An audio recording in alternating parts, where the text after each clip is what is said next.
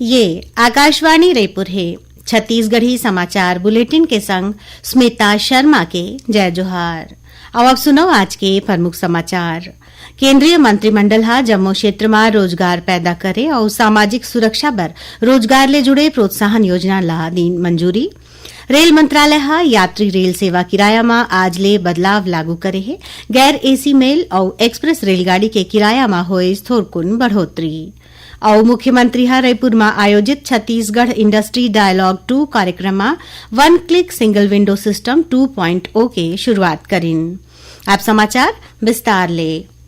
केंद्रीय मंत्रिमंडल हा विनिर्माण में ध्यान देवत सबो क्षेत्र में रोजगार पैदा करे और सामाजिक सुरक्षा बर रोजगार ले जुड़े प्रोत्साहन योजना ला मंजूरी दे हैं। सूचना और प्रसारण मंत्री अश्विनी वैष्णव हा आज नई दिल्ली में मीडिया ला बताएं कि ये योजना में पहली घाव नौकरी में आए कर्मचारी मन ला 1 महीना के वेतन 15,000 रुपया तक मिलही। उमन किहिन की विनिर्माण क्षेत्र में 2 बछर बर विस्तारित लाभ के संग उपराहा रोजगार पैदा करे बर नियोक्ता मन ला 2 बछर तक प्रोत्साहन लाभ दे जाही। श्री वैष्णव हा बताएं कि केंद्रीय मंत्रिमंडल हा 1 लाख करोड़ रुपया के निधि के संग अनुसंधान विकास और नवाचार योजना ला घलो मंजूरी दीन है। देश में खेल परिदृश्य ला बदले और खेल गतिविधि संग नागरिक मन ला सशक्त बनाए बर राष्ट्रीय खेल नीति ला घलो मंजूरी देगे है। उमन किहिन की ये नीति के लक्ष्य भारत ला खेल के क्षेत्र में दुनिया के बड़े 5 राष्ट्र में शामिल करना है। राज्य मंत्रिमंडल के काली हुए बैठका में छत्तीसगढ़ लॉजिस्टिक्स नीति ला मंजूरी देगी। से नवा नीति में लॉजिस्टिक क्षेत्र में निजी निवेश ला बढ़ावा दे जाही। एखर बर राज्य सरकार 140 करोड़ रुपया तक अनुदान राशि और कतकोन रियायत दीही।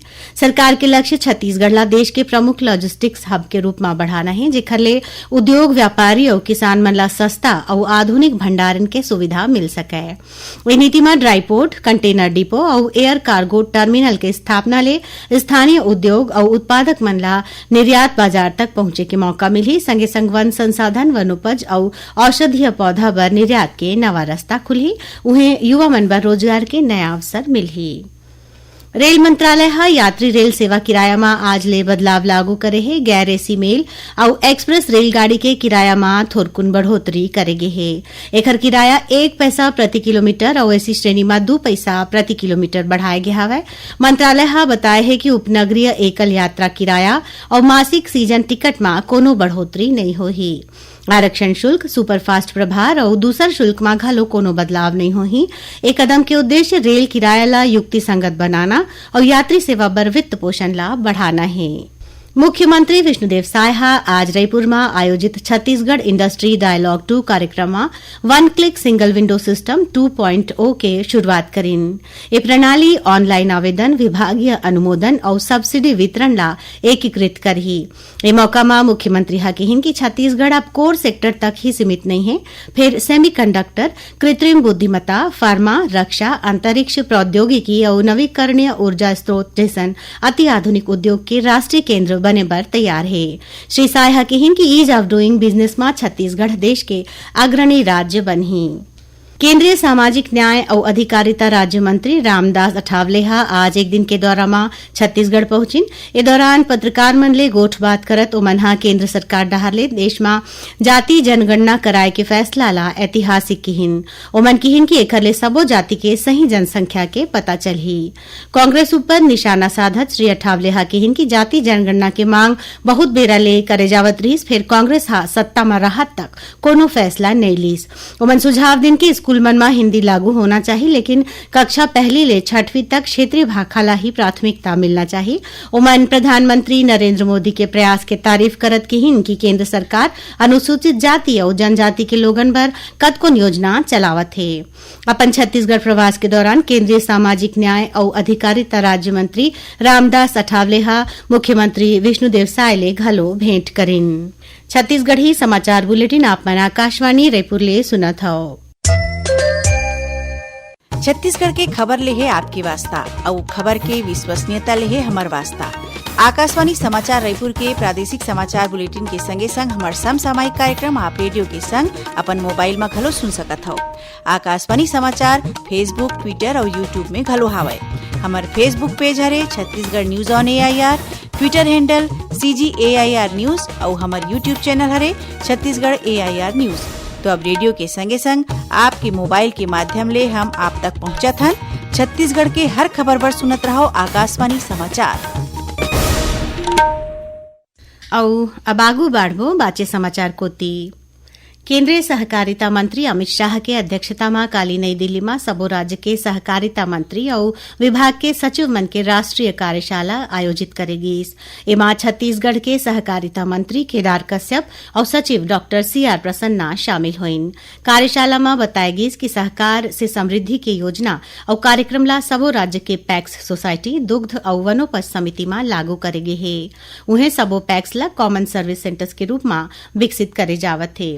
कार्यशाला में विभागीय मंत्री श्री कश्यप छत्तीसगढ़ में सहकार से समृद्धि के प्रगति ऊपर प्रतिवेदन देवत की हिन की प्रदेश में 750 नवा मत्स्य, दुग्ध और वनोपज समिति बनाए गए हवे।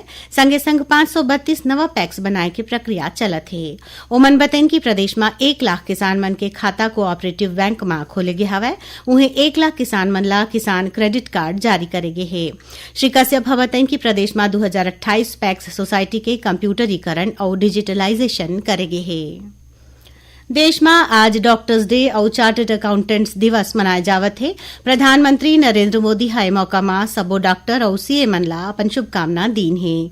छत्तीसगढ़ के स्वास्थ्य मंत्री श्याम बिहारी जायसवाल हा घलो राष्ट्रीय चिकित्सक दिवस के मौका में सबो चिकित्सक मन ला अपन शुभकामना दीन है। ओमन के हिन की प्रदेश में डॉक्टर मन दुरिया के इलाका में जंगल में नक्सल क्षेत्र में मुश्किल रद्दा ला पार करके कड़ा मेहनत करके लोगन के सेवा करत हैं।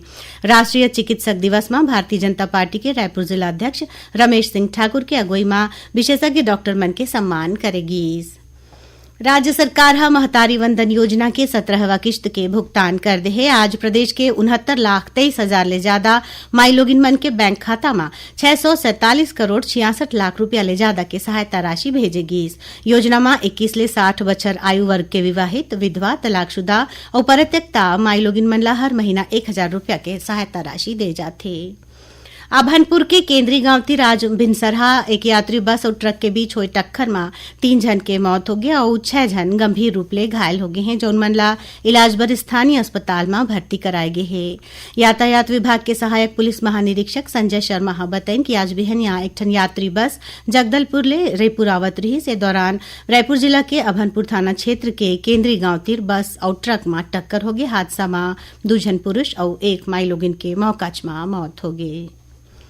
डिजिटल इंडिया के आज 10 बछर पूरा हो गया हवे। डिजिटल इंडिया हा देश के आम नागरिक मन ला तकनीक ले जोड़े है, जेखर ले लोगन के जीवन आसान होए है। प्रधानमंत्री नरेंद्र मोदी हा कहिन कि डिजिटल इंडिया हा एक ठन जन आंदोलन बन गया हवे और एहा आत्मनिर्भर भारत के निर्माण बर और भारत ला दुनिया भर एक ठन विश्वसनीय नवाचार भागीदार बनाए मा अपन बड़े भूमिका निभावत है।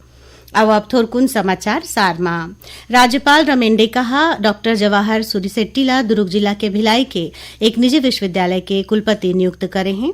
जांजगीर चांपा जिला में खोखसा ओवरब्रिज चक्का जाम मामला में विधायक व्यास नारायण कश्यप समेत 14 जन लोगन के खिलाफ एफआईआर दर्ज करे गए है। उन्हें विधायक बालेश्वर साहू पर घलो कानूनी कार्रवाई करे गई है। और रायपुर के इंदिरा गांधी कृषि विश्वविद्यालय में चालू शैक्षणिक सत्र पर बीटेक कृषि अभियांत्रिकी और फूड टेक्नोलॉजी पाठ्यक्रम में प्रवेश की प्रक्रिया शुरू हो गई है। इच्छुक छात्र मन 3 जुलाई तक ऑनलाइन आवेदन कर सकत हैं। आखिर में प्रमुख समाचार एक गांव फिर। केंद्रीय मंत्रिमंडल हा जम्मू क्षेत्र में रोजगार पैदा करे और सामाजिक सुरक्षा पर रोजगार ले जुड़े प्रोत्साहन योजना ला दीन मंजूरी। रेल मंत्रालय हा यात्री रेल सेवा किराया में आज ले बदलाव लागू करे हैं। गैर एसी मेल और एक्सप्रेस रेलगाड़ी के किराया में होए थोरकुन बढ़ोतरी। और मुख्यमंत्री हा रायपुर में आयोजित छत्तीसगढ़ इंडस्ट्री डायलॉग 2 कार्यक्रम में 1 क्लिक सिंगल विंडो सिस्टम 2.0 की शुरुआत करें।